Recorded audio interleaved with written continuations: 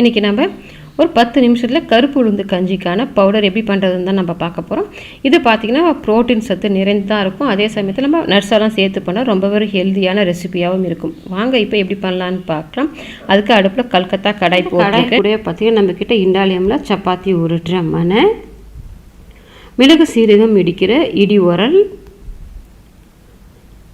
அது கூடவே பார்த்தீங்கன்னா இண்டாலியமில் தோசைக்கல் புடி உள்ளது புடி இல்லாதது ரெண்டுமே நம்மக்கிட்ட சேலுக்கு அவைலபிளாக இருக்குது. இது எல்லாமே உங்களுக்கு வேணும்னு நினச்சிங்கன்னா ஸ்க்ரீனில் நான் கொடுக்குற நம்பருக்கு வாட்ஸ்அப் பண்ணுங்கள். டீட்டெயில்ஸ் சென்ட் பண்ணுறேன். வேணுன்றவங்க ஆர்டர் பண்ணிவிட்டு வாங்கிக்கலாம். இப்போ இந்த கடாயில் 1 கப் அளவுக்கு கருப்பு உளுந்து 2 உடச்ச உளுந்து இருக்கும் பாருங்கள், அதுதான் எடுத்திருக்கேன். இந்த மாதிரிங்க உடச்ச உளுந்து எடுக்கும்போது நம்ம வறுக்கும்போது ஒரு சைடு நிறம் மாறி வந்திருக்கும் பாருங்கள், வறுபட்டது நமக்கு தெரியும். நீங்கள் முழு உளுந்து உடைக்காத உளுந்து எடுத்திங்கன்னா நமக்கு வறுபட்டது தெரியாது. இப்போ இதை அடுப்பு மீடியம் ஃப்ளேமில் வச்சுட்டு நம்ம நல்லா வறுத்து விட்டுடலாம். வறுபட்டு வரும்போது நல்ல வாசனையும் வரும். இந்த மாதிரி பாருங்கள், உங்களுக்கு பார்க்கும்போதே தெரியும் நிறம் மாறி இருக்குது பாருங்கள். இந்த அளவுக்கு வறுபட்டு வந்துச்சுன்னா போதும். இதை ஒரு பிளேட்டுக்கு மாற்றி எடுத்து வச்சுருங்க. இப்போ மறுபடியும் அதே கடாயில் 1/4 கப் அளவுக்கு நான் மாப்பிள்ளை சம்பா அரிசி எடுத்திருக்கேன். உங்கள்கிட்ட மாப்பிள்ளை சம்பா அரிசியில் நார்மலாக வீட்டில் நம்ம சாப்பாட்டுக்கு யூஸ் பண்ணுற அரிசி கூட எடுத்துக்கலாம். கருப்பு கவுனி அரிசி, இந்த மாதிரி பாரம்பரிய அரிசியில் எது இருந்ததுனாலும் நீங்கள் சேர்த்துக்கலாம். 1/4 கப் அளவுக்கு சேர்த்துட்டு அடுப்பை மீடியம் ஃப்ளேமில் வச்சுட்டு வறுத்து விட்டுருங்க. இப்போ பார்த்தீங்கன்னா வறுபட்டு வரும்போது பாருங்கள், லைட்டாக அப்படி கலர் மாறிட்டு வெள்ளையாக பொரிஞ்சு வந்திருக்கு பாருங்கள். இந்த பதம் வர்ற வரைக்கும் வறுத்து விட்டுக்கணும். இப்போ இதையுமே அதே பிளேட்டுக்கு மாற்றிடுங்க. அது கூடவே 1/4 கப் அளவுக்கு பாதாம் எடுத்துருக்கேன், அதை சேர்த்துட்டு வறுத்துக்கோங்க. நீங்கள் எல்லா பொருளையுமே வறுக்கும்போது அடுப்பை மீடியம் ஃப்ளேம்லேயே வச்சுட்டு வருங்க. அப்போ தான் கரிஞ்சு போகாமல் மிதமான பதத்தில் நமக்கு வறுபட்டு வரும். இப்போ நல்லா பாதாமும் வறுபட்டுடுச்சு. இதையும் அதே பிளேட்டுக்கு மாற்றி எடுத்து வச்சிடலாம்.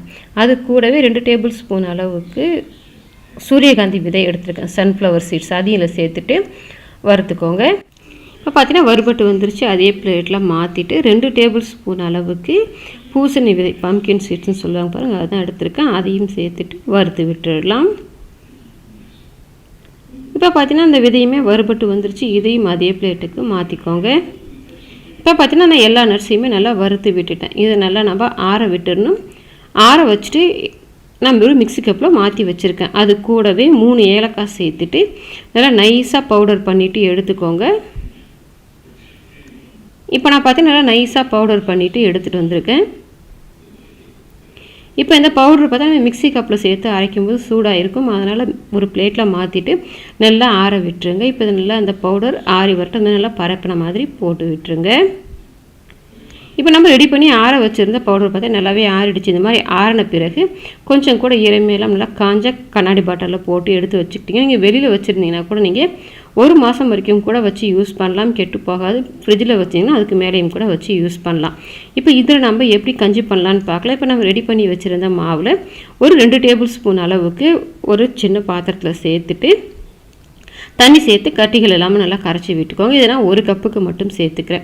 ஏன்னா கொஞ்சம் தண்ணியாகவும் தான் பண்ணுறேன். நீங்கள் கட்டியாக விடனா இன்னும் கொஞ்சம் 1 ஸ்பூன் அளவுக்கு சேர்த்துக்கலாம். இப்போ அடுப்பு ஒரு பாத்திரம் வச்சுட்டு அதில் 1 டம்ளர் 200 ml அளவுக்கு தண்ணி சேர்த்துட்டு கொதிக்க விட்டுருக்கேன். இப்போ கொதித்த தண்ணியில் நம்ம கரைச்சி வச்சுருந்து அந்த பவுடரை சேர்த்துட்டு கலந்து விட்டுருங்க. இப்போ பார்த்தா தண்ணியாக இருக்கிற மாதிரி இருக்கும். நான் கொஞ்சம் குடிக்கிற பதத்தில் தான் பண்ணியிருக்கேன்.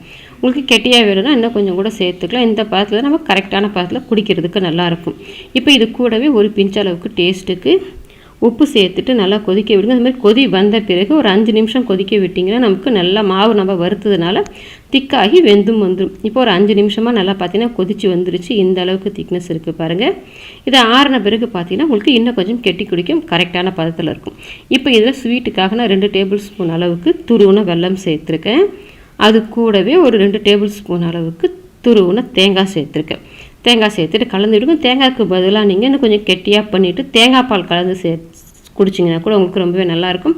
இப்போ வெள்ளமெல்லாம் கரைஞ்சி நல்லா கொதித்து நமக்கு அருமையான கருப்பு உளுந்து கஞ்சி ரெடி ஆகிடுச்சு. நீங்களும் உங்கள் வீட்டில் டீ காஃபிக்கு பதிலாக டெய்லி இதை குடிங்க, ரொம்பவே நல்லதாக இருக்கும். ட்ரை பண்ணி பாருங்கள். ட்ரை பண்ணி பார்த்துட்டு எப்படி வந்ததுன்றதை கமெண்ட் செக்ஷனில் சொல்லுங்கள். லைக் பண்ணுங்கள், ஷேர் பண்ணுங்கள்.